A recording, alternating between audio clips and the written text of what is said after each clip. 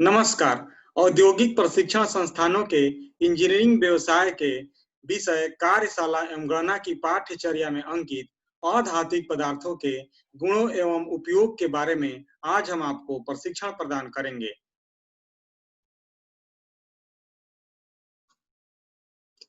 अधात्विक पदार्थों के बारे में जैसे हम लोग हमारा पहला टॉपिक है विषय सूची।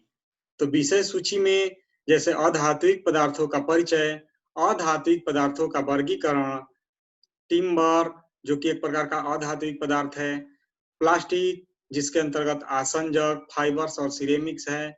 इसके बाद हमारा पेंट्स, एनेमल तथा वार्निश, ऊष्मारोधी पदार्थ, एस्बेस्टस और कार्क, विद्युत रोधी पदार्थ, बेकेलाइट, चीनी मिट्टी, अभ्रक, रबर और प्रशिक्षण का सारांश तथा प्रयुक्त संदर्भ आज का हमारा विषय सूची है। परिचय। अधात्विक पदार्थों के परिचय की बात करें तो वे पदार्थ जिसमें लौह तथा अलौह धातुओं का समावेश नहीं होता है, उसे हम लोग अधात्विक पदार्थ कहते हैं। इनका विशेष गुण होता है कि विद्युत तथा ऊष्मा के कुचालक होते हैं, अर्थात जिसमें लौह तथा अलौह धातुएं होगी नहीं तो विद्युत के कुचालक ही होंगे। इनका कुछ उदाहरण जैसे हम लोग दैनिक जीवन में देखने के मिलते हैं, जैसे टिम्बर अर्थात जिसे लकड़ी या प्रकाष्ठ भी कहते हैं। इसका उपयोग हम लोग कुचालक के रूप में या भवन निर्माण में या खिड़की दरवाजे बनाने में, फर्नीचर बनाने में, ये सभी अधात्विक पदार्थ हैं जिनका हम लोग की अपने दैनिक जीवन में उपयोग देखते हैं। इसके बाद हमारा प्लास्टिक है, तो प्लास्टिक की वस्तुएं जैसे हम लोग घरेलू उपकरण से लेकर विद्युत इंडस्ट्री या हमारा मेडिकल क्षेत्र में या औद्योगिक क्षेत्र में या ऑटोमोबाइल क्षेत्र में भी इसका उपयोग देखने के लिए मिलता है। ये भी हमारा क्या है, एक प्रकार का अधात्विक पदार्थ है। जैसे रबर हो गया, उसके बाद सिरेमिक्स है, ये सभी अधात्विक पदार्थ है। ये अधात्विक पदार्थ प्राकृतिक तथा कृत्रिम रूप दोनों रूपों में पाए जाते हैं। प्राकृतिक स्रोतों से प्राप्त किए जाने वाले अधात्विक पदार्थ को प्राकृतिक अधात्विक पदार्थ कहते हैं तथा मानव द्वारा निर्मित अधात्विक पदार्थ कृत्रिम रूप से बनाए गए अधात्विक पदार्थ कहलाते हैं। अगला हमारा टॉपिक है अधात्विक पदार्थों का वर्गीकरण। तो अधात्विक पदार्थों के वर्गीकरण में सबसे पहले हमारा जैसे कि टिम्बर है। टिम्बर जिसको हम लोग प्रकाष्ठ या लकड़ी भी कहते हैं, इसका हम लोग उपयोग के बारे में तथा इसके गुण के बारे में जानकारी प्राप्त करेंगे। इसके बाद हमारा प्लास्टिक तथा अन्य कृत्रिम पदार्थ, ये जो प्लास्टिक के उत्पाद होते हैं इनके बारे में जानकारी होगी। फिर हमारा पेंट्स, एनेमल तथा वार्निश, ये अधात्विक पदार्थ के वर्गीकरण के अंतर्गत आएंगे। फिर ऊष्मारोधी पदार्थ, जैसे कुछ ऊष्मारोधी पदार्थ के बारे में भी हम लोग जानकारी प्राप्त करेंगे। उसके बाद कुछ विद्युत रोधी पदार्थ जो कि अधात्विक पदार्थ के वर्गीकरण के अंतर्गत आते हैं। जैसे सबसे पहले हमारा आएगा टिम्बर। तो टिम्बर की बात करें तो टिम्बर जिसे प्रकाष्ठ या लकड़ी भी कहते हैं, इसका उपयोग हमारे दैनिक जीवन में हर हर स्थान पर देखने को मिलता है। विद्युत उद्योग में जैसे स्विच बोर्ड के पैनल बनाने में या जैसे भवन बनाने में, भवन निर्माण में, फर्नीचर में, खिड़की दरवाजे बनाने में, इन सभी जगहों पर इस लकड़ी का प्रयोग किया जाता है। अर्थात इसके परिभाषा की बात करें तो ये पेड़ों से प्राप्त की जाने वाली लकड़ी को टिम्बर कहा जाता है। टिम्बर के अंतर्गत 3 प्रकार आते हैं, जैसे ये स्थिर टिम्बर, रुक्ष टिम्बर तथा परिवर्तित टिम्बर। तो स्थिर टिम्बर की बात करें तो जीवित पेड़ों से प्राप्त की जाने वाली लकड़ी को स्थिर टिम्बर कहते हैं। रुक्ष टिम्बर की बात करें तो गिरे हुए पेड़ों से प्राप्त की जाने वाली लकड़ी को रुक्ष टिम्बर कहते हैं। परिवर्तित टिम्बर के अंतर्गत परिवर्तित टिम्बर से तात्पर्य है कि जो टिम्बर चिराई के पश्चात प्राप्त होते हैं उनको हम लोग परिवर्तित टिम्बर कहते हैं। इसके अतिरिक्त काष्ठ में जैसे नर्म काष्ठ होता है और हमारा कठोर काष्ठ होता है। तो इनके कुछ गुण होते हैं। जैसे नर्म काष्ठ की बात करें तो ये सीधी रेशों वाले होते हैं, इनके नियमित टेक्सचर्ड होते हैं, अधिक तनन प्रतिरोध होता है, कमजोर होता है तथा चिकनापन होता है और हल्के वजन तथा हल्के रंग का होता है। इसके बाद हमारा कठोर काष्ठ आता है। तो कठोर काष्ठ की बात करें तो ये गहरे रंग का होता है, मजबूत तथा टिकाऊ होता है, ऊष्मारोधी होता है तथा इसमें चिकनापन कम होती है, अधिक तनन एवं कर्तन सामर्थ्य वाला होता है। इसके बाद प्रकाष्ठ के लाभ तथा दोष। जैसा कि हम लोग जानते हैं कि प्रकाष्ठ के कुछ लाभ है तथा कुछ दोष भी है। जैसे लाभ की बात करें तो ये हल्की होती है। हल्की से तात्पर्य है कि इसका उपयोग वहाँ पर किया जाता है जहाँ हल्के भार सहन करने वाले संरचना उपलब्ध हो। जैसे खिड़की दरवाजे बनाने में भी इसका उपयोग हल्के होने की वजह से ज्यादातर किया जाता है। ये मजबूत भी होती है, इसकी लागत कम आती है। लागत कम से तात्पर्य है कि ये किसी भी स्थान पर आसानी से उपलब्ध हो जाता है। ये ऊष्मा का अच्छा अवरोधक होती है, सामर्थ्यवान होती है, टिकाऊपन तथा हल्कापन इनके अंतर्गत होता है। इसके अतिरिक्त हम बात करें तो मौसम परिवर्तन जैसे गर्मी के कारण ये इनमें लंबाई में वृद्धि नहीं होती, या ठंडी के कारण ठंड होने पर ये सिकुड़ता नहीं है, अर्थात इसमें लंबाई में वृद्धि या सिकुड़न का गुण नहीं होता है। इसके अतिरिक्त ये जो प्रकाष्ठ होते हैं इनका उपयोग जैसे फर्नीचर, दरवाजे या इस पर किसी भी आकार की शेपिंग करनी हो तो वहां पर हम लोग आसानी से इसको उपलब्ध कर सकते हैं और इसकी शेपिंग कर सकते हैं। जैसे इस पर कर्तन, ग्रूविंग और अन्य अन्य उपकरणों द्वारा इस पर अच्छी अच्छे परिष्कृत उत्पाद बनाए जा सकते हैं तथा सुंदर निकासी भी किया जा सकता है। ये हमारे प्रकाष्ठ के कुछ लाभ हुए। इसके अतिरिक्त हमारे प्रकाष्ठ में कुछ दोष भी है। दोष में है जैसे पहला है विपाट दोष। विपाट दोष में दो वार्षिक वलयों के बीच दरारें आ जाती है जिसको हम लोग विपाट दोष कहते हैं। जैसे गांठ है, कहीं कहीं पर लकड़ी में गांठ हो जाती है जिसके कारण चिराई के पश्चात भी लकड़ी में दाग या धब्बों के रूप में वह वहां पर हार्ड और कठोर निशान बना रह जाता है जिसे गांठ दोष कहेंगे। तीसरा हमारा है छाल सूजन। छाल सूजन जो है भद्देदार आकृति हो जाती है उस पेड़ के तने पर, जिसको हम लोग छाल सूजन दोष कहते हैं। टेढ़ापन या मरोड़, ये टेढ़ापन या मरोड़ से तात्पर्य है जब लकड़ी में उसकी सीजनिंग क्रिया या उसका रख रखाव चिराई के पश्चात सही से नहीं किया जाता है तो ये इसमें ये दोष उत्पन्न हो जाते हैं। इसके बाद हमारा लकड़ी में फंगस तथा कीड़ों से उत्पन्न दोष। तो फंगस तथा कीड़ों से उत्पन्न दोष से तात्पर्य है कि लकड़ी में ये जो कीड़े होते हैं उसे खाकर बुरादे के रूप में उसे कमजोर कर देते हैं तथा कुछ समय बाद ये लकड़ी टूट जाती है। ये हमारे जो है लकड़ी के कुछ लाभ तथा कुछ दोष है। इसके बाद जैसे हमारा अभी हम लोगों ने जानकारी प्राप्त किया था प्रकाष्ठ के कुछ दोष के बारे में, तो इसके कुछ फिगर दिए हुए हैं। जैसे पहला हमारा है विपाट दोष। तो विपाट दोष में ये इस तरह की आकृति बन जाती है। तो दो वार्षिक वलयों के बीच ये क्रैक जो दरार आ जाती है, इसी दरार को हम लोग विपाट दोष कहते हैं। इसके कारण लकड़ी का सही तरह से उपयोग करना मुश्किल हो जाता है। इस दोष का ये दोष जो है बहुत ज्यादा परेशानी उत्पन्न करती है। चिराई के पश्चात भी लकड़ी जगह जगह से फटने लगती है। इसके बाद हमारा ये जो दूसरा दोष है गांठ। गांठ दोष का तात्पर्य है जब कभी लकड़ी की टहनी टूट जाए तो उस स्थान पर गांठ दोष हो जाता है। गांठ दोष होने के बाद ये लकड़ी जब चिराई की जाती है तो उस स्थान पर अत्यंत हार्ड या इस टाइप का धब्बा बन जाता है। इस धब्बे के कारण जो है लकड़ी जो है चिराई के पश्चात भी सुंदर परिष्कृत नहीं हो पाती। ठीक, ये हमारा तीसरा है छाल सूजन। छाल सूजन जो है जब कभी लकड़ी किसी स्थान से टूट जाती है तो वहां पर रस जो है वहां से गिरने लगता है तथा एक स्थान उसी स्थान पर वह सूख कर जमने लगता है तथा और लकड़ी और उस स्थान जहां से रस निकलता है बीच में गड्ढा बन जाता है और इस गड्ढे में कीड़े मकोड़े अपना घर बना लेते हैं जिसके कारण तथा वहां पर ऐसी भद्देदार आकृति बन जाती है। इस दोष को हम लोग छाल सूजन दोष कहते हैं। इसके बाद हमारा टेढ़ापन या मरोड़ है। टेढ़ापन या मरोड़ से तात्पर्य है जब लकड़ी की सीजनिंग क्रिया सही से न हो तो ये हमारा टेढ़ापन या मरोड़ का दोष आ जाता है। इसके अंतर्गत लकड़ी जो है बीच से मुड़ जाती है या कपनुमा हो जाती है या ऐंठ जाती है या जगह जगह से फटने लगती है। ये जो हमारा लकड़ी के कुछ दोष के बारे में हम लोग जानकारी प्राप्त किए। इसके बाद हमारा अगला टॉपिक है प्लास्टिक। प्लास्टिक की बात करें तो प्लास्टिक भी हमारा अधात्विक पदार्थ है। प्लास्टिक अधात्विक पदार्थ है, यह आसानी से मोल्डिंग, कास्टिंग तथा बहिर्वेधन इसका किया जा सकता है। मोल्डिंग कास्टिंग से तात्पर्य है इसे किसी भी सांचे में ढाला जा सकता है या इसका सांचा बनाना हो तो उसे किसी भी आकृति का ढाल कर बनाया जा सकता है। प्लास्टिक जो है ये प्राकृतिक या कृत्रिम रेजिन्स या उनके यौगिक होते हैं जिनको आसानी से मोल्डिंग कास्टिंग किया जा सकता है।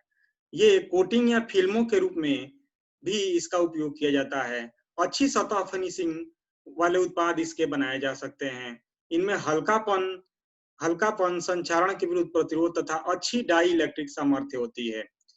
इस प्लास्टिक के कुछ स्रोत है, जैसे प्राकृतिक प्लास्टिक और कृत्रिम प्लास्टिक। तो प्राकृतिक प्लास्टिक के बारे में हम लोग जानते हैं। खनिज तेलों से प्राप्त किए जाने वाले प्लास्टिक को प्राकृतिक प्लास्टिक कहते हैं। इसके अंतर्गत मुख्यतः चमड़ा, बिटुमिन या राल, ये सभी जो है प्राकृतिक प्लास्टिक है।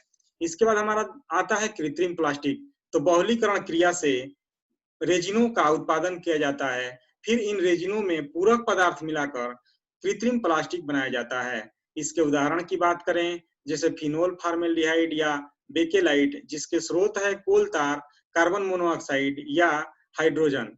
इसके बाद हमारा है नायलॉन। नायलॉन में जैसे कोयले के आसवन से ये प्राप्त होता है। उपयोग की बात करें तो प्लास्टिक का उपयोग जैसे ऑटोमोबाइल उद्योग, रासायनिक संयंत्रों, हार्डवेयर, भवन निर्माण, खेल के सामान, चिकित्सा उद्योग तथा अन्य घरेलू वस्तुओं के निर्माण में या फर्नीचर बनाने में भी इसका उपयोग किया जाता है। प्लास्टिक के प्रोडक्ट बनाने के लिए अगर हम बात करें तो ये पाउडर या दाने के रूप में बाजार में उपलब्ध होता है, जिसे इंडस्ट्री में खरीद कर पिघलाकर अलग-अलग प्रोडक्ट बनाया जाता है। प्लास्टिकों का वर्गीकरण। प्लास्टिकों के वर्गीकरण में जैसे हमारा ये थर्मोसेटिंग प्लास्टिक और एक है हमारा थर्मोप्लास्टिक। तो आइए पहले इसके बारे में कुछ जानकारी प्राप्त कर लेते हैं। तो थर्मोसेटिंग प्लास्टिक, ये प्लास्टिक ऐसे पदार्थ होते हैं जिन्हें आवश्यक आकृति प्रदान करने हेतु ऊष्मा तथा दाब प्रदान किए जाते हैं। ऐसे प्लास्टिक को जब ऊष्मा प्रदान की जाती है तो सर्वप्रथम ये मुलायम एवं सुदृढ़ हो जाते हैं, तथा जब इन्हें अधिक गर्म किया जाता है तो ये रासायनिक प्रक्रिया के फलस्वरूप सेट होकर दृढ़ हो जाते हैं। इसी क्रिया को हम लोग थर्मोसेटिंग कहते हैं। ये प्लास्टिक जब एक बार सेट हो जाते हैं तो पुनः गर्म करने पर मुलायम नहीं होते, अत्यधिक गर्म करने पर ये जलकर टूट जाते हैं। अर्थात इस प्लास्टिक की रिसाइकलिंग नहीं की जा सकती। इसके कुछ उदाहरण जैसे फिनोल फॉर्मेल्डिहाइड, यूरिया फॉर्मेल्डिहाइड तथा पॉलिस्टर आदि हैं। इसके गुण की बात करें तो ये मुख्य रूप से विद्युत तथा ऊष्मा एवं जल का प्रतिरोधी होता है। उपयोग की बात करें तो जैसे रेडियो के कैबिनेट, इलेक्ट्रिक स्विच, बोतलों के ढक्कन, घरेलू उपकरण, कार की बॉडियों इत्यादि में इसका उपयोग किया जाता है। इसके बाद दूसरा टॉपिक है हमारा थर्मोप्लास्टिक। तो थर्मोप्लास्टिक की सबसे पहले हम लोग जानते हैं पर इसके बारे में क्या होता है। ये थर्मोप्लास्टिक वह प्लास्टिक होता है जिनके अणुओं के बीच जो बंध होते हैं अत्यंत कमजोर होते हैं, अर्थात जिनको बार बार गर्म करके अलग अलग उत्पाद बनाए जा सकते हैं। अर्थात इनकी रिसाइकलिंग प्रक्रिया आसानी से की जा सकती है। अर्थात एक प्रोडक्ट को पिघलाकर बार बार दूसरा तीसरा प्रोडक्ट भी बनाया जा सकता है।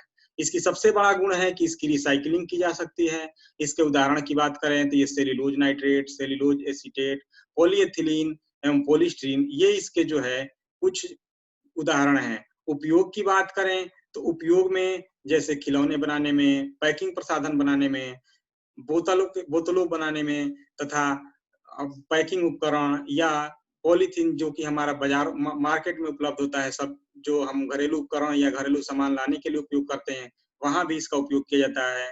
टेबल टेनिस गेंद बनाने में, फोटोग्राफी फिल्म बनाने में, बिजली तारों के आवरण में इत्यादि में हमारा ये जो है प्लास्टिक का उपयोग हम लोग करते हैं।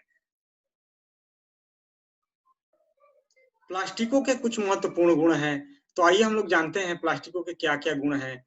ये हमारा सबसे पहला गुण है कि ये जो प्लास्टिक होते हैं, ये भार में हल्का होते हैं। भार में हल्का से तात्पर्य है कि ये अन्य पदार्थों की अपेक्षा, जैसे लोहे का अगर कोई पाइप हो और प्लास्टिक का पाइप हो, तो भार में प्लास्टिक का पाइप हल्का होता है। इसलिए इसका ज़्यादातर उपयोग सही रहता है, जहाँ पर भार का ज़्यादातर रिस्पॉन्स हो। संक्षारण प्रतिरोधी होता है। संक्षारण प्रतिरोधी से तात्पर्य है कि इसमें पानी जहाँ पर ज़्यादा रिसाव होता है या पानी का प्रवाह होता है, उसके कारण जंग कम लगता है, अर्थात इनका क्षय बहुत कम होता है। रसायन का प्रतिरोधी होता है। नमी तथा ग्रीस का अवरोधक होता है, अर्थात नमी और ग्रीस का इस पर बिल्कुल भी प्रभाव नगण्य पड़ता है। विद्युत का अच्छा कुचालक होता है, इसलिए ज़्यादातर हम लोग स्विच पैनल या जो भी हमारा विद्युत केबल बनाए जाते हैं, उसके ऊपर प्लास्टिक की कोटिंग की जाती है। सरलतापूर्वक शेपिंग और मोल्डिंग किए जाने योग्य होता है। शेपिंग से तात्पर्य है कि इसको गर्म करके किसी भी आकार में इसकी आकृति बदली जा सकती है दबाव डालकर। और मोल्डिंग से तात्पर्य है कि सांचे में ढालकर इसे किसी भी आकृति का सांचा बनाया जा सकता है या उसे ढाला जा सकता है। रंगीन रंगीन अर्थात रंगीन से तात्पर्य है कि ये अलग-अलग रंगों में हम जिस रंग में चाहे उस रंग में इसका उत्पाद बनाया जा सकता है। पारदर्शी से तात्पर्य है कि आर-पार दिखाई देने वाला होता है। ये सामर्थ्यवान तथा लचीलापन होता है। इसके अतिरिक्त और एक और सबसे बड़ा गुण है कि ये अच्छी सतह परिष्करण होती है। अच्छी सतह परिष्करण से तात्पर्य है कि इनकी सतह पर बिल्कुल उभार नहीं होते, अर्थात जो है इनकी सतह अत्यंत परिष्कृत प्राप्त होती है।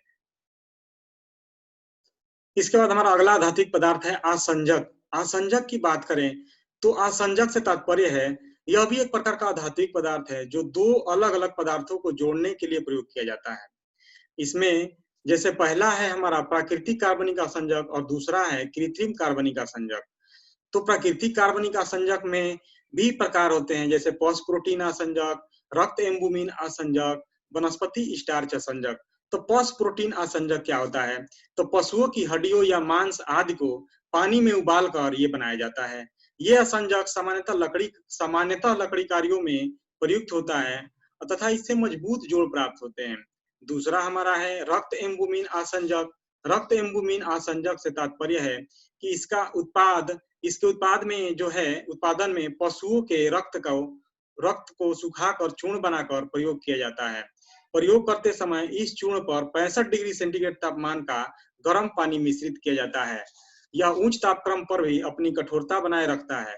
यह जलरोधी गुण भी रखता है। तीसरा हमारा है वनस्पति स्टार्च आसंजक। जैसे नाम से ही विदित है, इसमें वनस्पतियां उपयोग होती है। तो इसके अंतर्गत जैसे जड़ों तथा अनाजों से प्राप्त स्टार्च को अम्लों से उपचारित करके उसे पीसा जाता है और इसका उत्पादन पीसने के बाद जो है वनस्पति स्टार्च का उत्पादन किया जाता है। प्रयोग करते समय इसमें पानी या कोई क्षार मिला दिया जाता है मिला दिया जाता है। इसके अतिरिक्त इसमें उष्मा तथा कीटाणु या फंगस रोधी गुण उत्पन्न करने के लिए परिरक्षक भी मिलाए जाते हैं। दूसरा हमारा है कृत्रिम कार्बनिक आसंजक। कृत्रिम कार्बनिक आसंजक में जैसे पहला है हमारा ताप दृढ़ आसंजक और दूसरा है हमारा ताप आसंजक। तो ताप दृढ़ आसंजक के बारे में हम लोग जानकारी प्राप्त करेंगे। ताप दृढ़ आसंजक सामान्यतः फिनोलिक एवं यूरिया यौगिकों से बनाया जाता है। मौसम परिवर्तन एवं नमी का इस पर कोई प्रभाव नहीं पड़ता। उपयोग की बात करें तो इसका उपयोग प्लाई बोर्ड, लेमिनेशन बोर्ड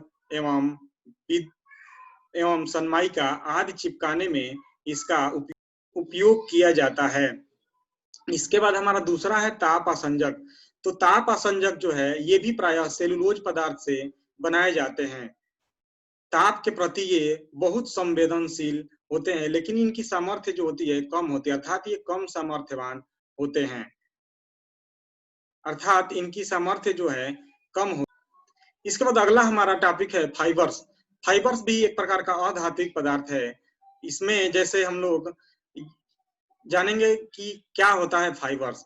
तो किसी पदार्थ का बहुत सूक्ष्म एवं पतले तार की तरह यह अंश होता है। यह 3 प्रकार का होता है, जैसा कि हम लोग देख रहे हैं।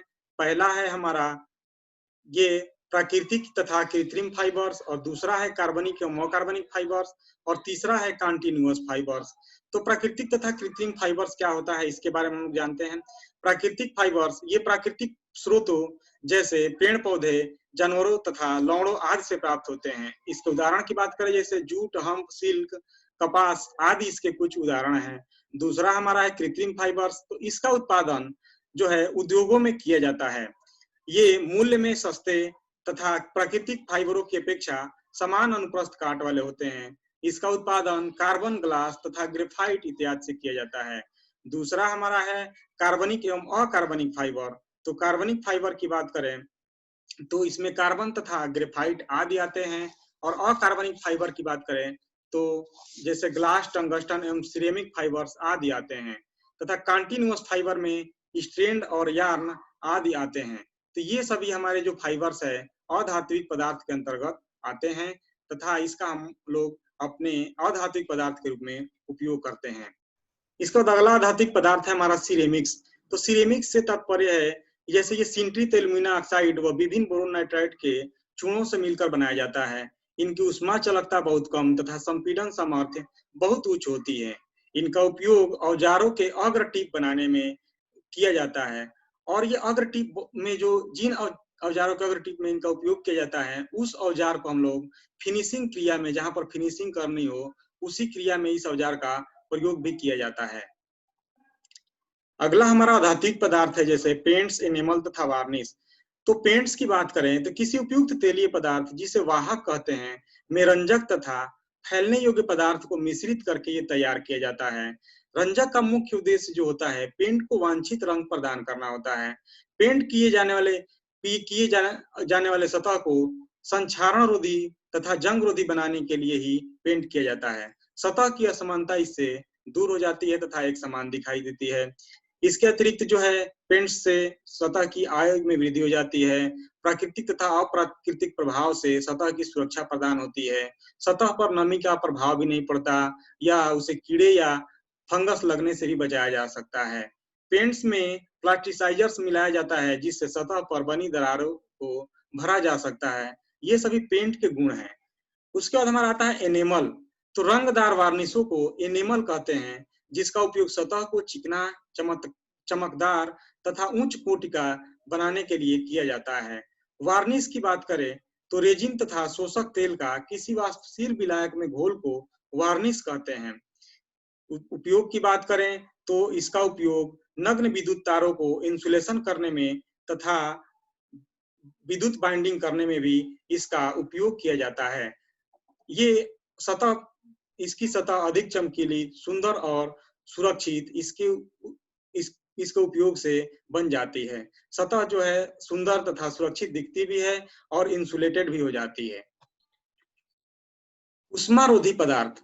उष्मारोधी पदार्थ में वे पदार्थ जो उष्मा प्रवाह का प्रतिरोध करते हैं उष्मारोधी पदार्थ कहलाते हैं। इनके गुण की बात करें तो ये गंधरहित होते हैं, अज्वलनशीलता होती है, नमी के विरुद्ध इनका प्रतिरोध होता है तथा सरंध्र छिद्र जो होता है उष्मारोधी पदार्थ का विशेष गुण होता है। जितने अधिक सरंध्र छिद्र होंगे वह पदार्थ उतना ही अच्छा उष्मारोधी माना जाता है। उपयोग की बात करें तो इनका उपयोग जो है सिनेमा गृहों, शीत गृहों या वातानुकूलित भवनों में किया जाता है। उष्मारोधी पदार्थों का वर्गीकरण जैसे कार्बनिक उष्मारोधी पदार्थ में जैसे पेपर, जानवरों के बाल, सिल्क, चमड़ा, कार्क आदि आते हैं। अकार्बनिक उष्मारोधी पदार्थ की बात करें तो इसमें charcoal, would rock, gypsum powder, उसके बाद हमारा एस्बेस्टस तथा कोक पाउडर आदि आते हैं। ये जो उष्मारोधी पदार्थ है ये सभी हमारा अधात्विक पदार्थ के अंतर्गत आते हैं। अगला हमारा टॉपिक है एस्बेस्टस। एस्बेस्टस जो है ये प्राकृतिक रूप से पाया जाने वाला रेशेदार खनिज पदार्थ है जो उष्मारोधी पदार्थ का गुण रखता है। इसकी तनन सामर्थ्य, प्रत्यास्थता तथा लचीलापन अधिक होता है। गुण की बात करें तो ये रेशेदार खनिज पदार्थ है। रंग की बात करें तो श्वेत, बादामी एवं भूरे रंग का होता है।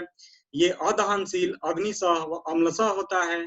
उष्मा, विद्युत, ध्वनि तथा प्रत्यास्थता का अवरोधक होता है। उपयोग की बात करें तो ये सीट, पाइप के उत्पादन में, अग्निसह कपड़े तथा रस्से बनाने में उपयोग किया जाता है। कंपोजिशन की बात करें तो कंपोजिशन में ये कैल्शियम तथा मैग्नीशियम के सिलिकेट, एल्यूमिना और आयरन ऑक्साइड के कंपोजिशन से बनाया जाता है। अगला हमारा अधात्विक पदार्थ है जैसे कार्क। कार्क की बात करें तो कार्क ओक नामक वृक्षों की छाल से तैयार किया जाता है। इसके गुण की बात करें तो द्रवों के भेदने का विरोधी होता है। संपीड़न क्षमता अच्छी होती है। अधिक दबाव डालने पर भी पदार्थ की संरचना में परिवर्तन नहीं होता। रसायन प्रक्रिया अधिक सहन कर सकता है। उष्मा इंसुलेशन के लिए अच्छा पदार्थ है। उपयोग की बात करें तो क्लचों में घर्षणहीन पदार्थ के रूप में, कार्बोरेटर में फ्लोट्स के रूप में, शीत गृहों में लाइनिंग के रूप में, वातानुकूलित सिस्टमों में उष्मारोधी पदार्थ के रूप में इसका उपयोग किया जाता है। वैज्ञानिक उपकरणों तथा बोतलों की डाट इत्यादि को बनाने में भी इसका उपयोग किया जाता है। अगला हमारा टॉपिक है विद्युत रोधी पदार्थ। जैसे विद्युत रोधी पदार्थ भी एक प्रकार का ये अधात्विक पदार्थ है। इसके अंतर्गत जैसे वह पदार्थ जो विद्युत धारा प्रवाहित होने का विरोध करे उसे विद्युत रोधी पदार्थ कहते हैं। लक्षण की बात करें तो विद्युत प्रतिरोध अधिकतम होना चाहिए, यांत्रिक तथा परावैद्युत सामर्थ्य उच्च होना चाहिए, पावर फैक्टर निम्न होना चाहिए, ऊष्मीय सामर्थ्य उच्च होनी चाहिए, रचना में सर्वांगसम, नमी बिल्कुल भी नहीं होनी चाहिए, ऊष्मीय एवं रसायनों का अच्छा प्रतिरोधी होना चाहिए। उदाहरण की बात करें तो उदाहरण में बेकेलाइट, चीनी मिट्टी, अभ्रक एवं रबर आदि जो है ये ऊष्मारोधी पदार्थ के अंतर्गत आते हैं। और अगला हमारा अगला हमारा टॉपिक है जैसे बेकेलाइट। बेकेलाइट भी एक प्रकार का अधात्विक पदार्थ है। इस इसके इसके बारे में जानकारी प्राप्त करते हैं। जैसे ये कठोर होता है, हल्का तथा काले रंग का चिकना विद्युत रोधी पदार्थ होता है। फिनोल तथा फार्मेल्डिहाइड का ये समान अनुपात में बना हुआ पदार्थ होता है। उपयोग की बात करें तो टर्मिनल ब्लॉक, बक्से, switch panel board, lamp holder इत्यादि बनाने में भी इसका उपयोग किया जाता है। इसके बाद हमारा अगला है चीनी मिट्टी। चीनी मिट्टी भी एक प्रकार का अधात्विक पदार्थ है, जिसका हम लोग विद्युत विद्युत विद्युत उद्योग में भी ज्यादातर उपयोग देखते हैं। जैसे पोर्सिलिन स्विच जो है पोल पर लगाए जाते हैं तारों के इंसुलेशन के लिए, ताकि पोल के अंदर विद्युत धारा प्रवाहित न हो। तो ये चीनी मिट्टी का और भी अन्य जगहों पर हम लोग अधात्विक पदार्थों के रूप में उपयोग करते हैं। कंपोजिशन की बात करें तो ये फेलास्पर, क्वार्ट्ज, क्ले तथा अन्य खनिज पदार्थों से मिलकर बनाया जाता है। ये भंगुर होता है। भंगुर से तात्पर्य है कि इसको अगर चोट पहुंचाया जाए तो यह लंबाई में या चौड़ाई में वृद्धि नहीं होती, ये टुकड़े टुकड़े में विखंडित हो जाता है। ये कठोर होता है, अम्ल तथा क्षार का प्रतिरोधी होता है। इसके विशेष गुण की बात की जाती है, विद्युत तथा उष्मा का कुचालक होता है, अर्थात इसमें विद्युत धारा प्रवाहित नहीं होती तथा उष्मा का भी ये ज्यादा से ज्यादा रुकावट पैदा करता है, अर्थात उष्मा भी कम प्रवाहित होती है। इसके बाद हमारा अगला टॉपिक है अभ्रक। अभ्रक जो है एक प्रकार का अधात्विक पदार्थ है। कंपोजिशन की बात करें तो ये एल्यूमिना के सिलिकेट व हमारा पोटास से मिलकर बनाया जाता है। ये भी विद्युत रोधी खनिज पदार्थ है। इसकी यांत्रिक सामर्थ्य अच्छी होती है, नमी के विरुद्ध प्रतिरोधकता इसकी अच्छी होती है। ये लचीला, चमकदार तथा रवेदार संरचना वाला होता है। उपयोग की बात करें तो आर्मेचर वाइंडिंग, विद्युत केतली, विद्युत उपकरणों में, इलेक्ट्रॉनिक उपकरणों में एवं टेलीविजन, रडार आदि उद्योगों में भी इसका उपयोग किया जाता है। इसके ये हमारा जो अभ्रक है, इस ये जो एल्यूमिना और सिलिकेट तथा पोटास से मिलकर बनाया जाता है तथा विशेष गुण में ये विद्युत रोधी खनिज पदार्थ होता है। इसके बाद हमारा अगला टॉपिक है जैसे रबर। रबर भी एक प्रकार का अधात्विक पदार्थ है। यह जो है विद्युत रोधी और लचकदार पदार्थ होता है। यह दो प्रकार का होता है। जैसे पहला है प्राकृतिक रबर। प्राकृतिक रबर में लाइम, मैग्नीशिया, वनस्पति तेल, कार्बन ब्लैक इत्यादि आते हैं। उसके बाद हमारा कृत्रिम रबर। कृत्रिम रबर में कोल तार, पेट्रोलियम, कोक, लाइमस्टोन, प्राकृतिक गैस, एल्कोहल, अमोनिया, सल्फर आदि से इसका उत्पादन किया जाता है। उपयोग की बात करें तो टायर, ट्यूब के केबल इंसुलेशन, कोटिंग तथा पैकिंग आदि में इसका उपयोग किया जाता है।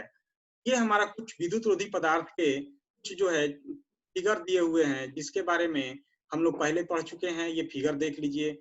ये हमारा जो है अभ्रक का फिगर है, इस टाइप का होता है। ये हमारा चीनी मिट्टी है, ये इस टाइप का होता है। ये बेकेलाइट के फिगर है और ये रबर है, जैसे रबर से हम लोग टायर बनाए हुए हैं। ये जो है हमारा कुछ दैनिक जीवन में उपयोग की चीजें हैं तथा इसके बारे में हम लोग जानकारी प्राप्त किए, जो कि अधात्विक पदार्थ के अंतर्गत आते हैं। प्रशिक्षण के सारांश में आज हम लोग जो है अधात्विक पदार्थों के विशेष गुणों और उनके अलग अलग प्रकारों का अध्ययन किया और उसके बारे में हम लोग जानकारी प्राप्त किए। इससे साबित होता है कि अधात्विक पदार्थों का हमारे दैनिक जीवन में कितना महत्व है और हम लोग इसके बिना जीवन की कल्पना भी नहीं कर सकते। प्रयुक्त संदर्भ की बात करें तो हमने आज का टॉपिक जो लिया है उसमें निमी पब्लिकेशन बुक से कुछ लिया है और भारत स्किल.gov.in और यूट्यूब से आपने इस टॉपिक का संदर्भ लिया है। आप लोग भी इससे चाहें तो और अधिक विस्तृत जानकारी प्राप्त कर सकते हैं। आज मेरे द्वारा अधात्विक पदार्थों के गुण एवं उपयोग के बारे में प्रशिक्षण प्रदान किया गया। आशा करता हूं भविष्य में ये टॉपिक आप लोगों को भी या मददगार साबित होगी। धन्यवाद।